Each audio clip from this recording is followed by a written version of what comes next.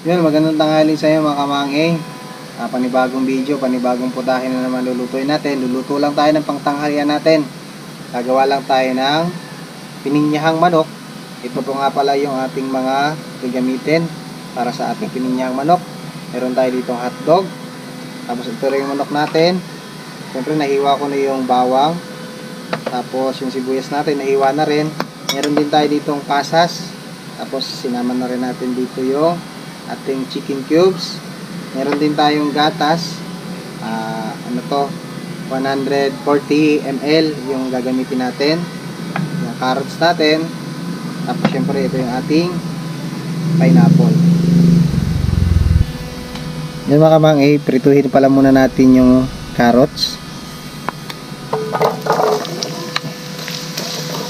Tapos habang nagluluto tayo ng carrots, habang piniprito natin, kunin natin yung sabaw ng ating pineapple, ilagay natin dun sa ating chicken, kaya nating masipsip ng manok yung sabaw ng pineapple. Ayan. Babad lang natin ng konting oras para mamaya pag gisa natin, naglasa na yung pineapple sa ating chicken.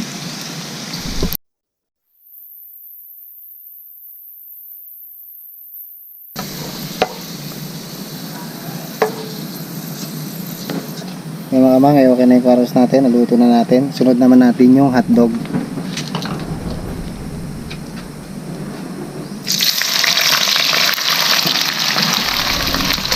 Prito-pritohin lang natin siya. Yan, okay na yung hotdog, hanguin na natin. Mag-isa naman tayo ng sibuyas bawang pagkahango nito. Same lang yung mantika na gagamitin natin, hangungin lang natin yung hotdog. Bali, mag-isa na tayo ng bawang.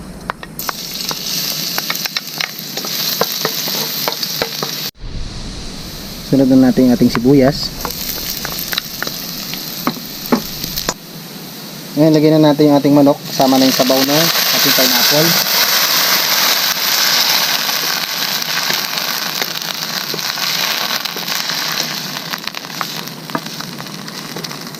Ngayon mga kamangay, takpan muna natin siguro mga 15 minutes bago natin balikan. Check natin.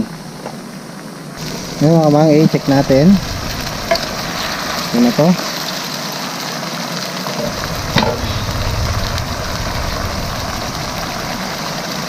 Lagyan na natin yung ating chicken cubes.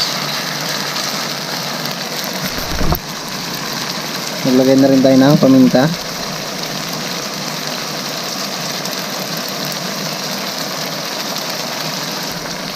Naglagay na rin tayo ng magic sarap.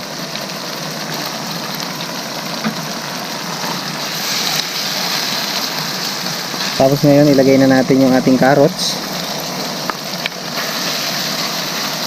Haluin lang natin.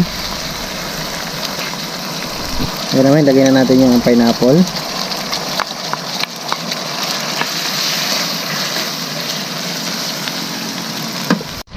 Tapos ilagay na natin yung ating pasas.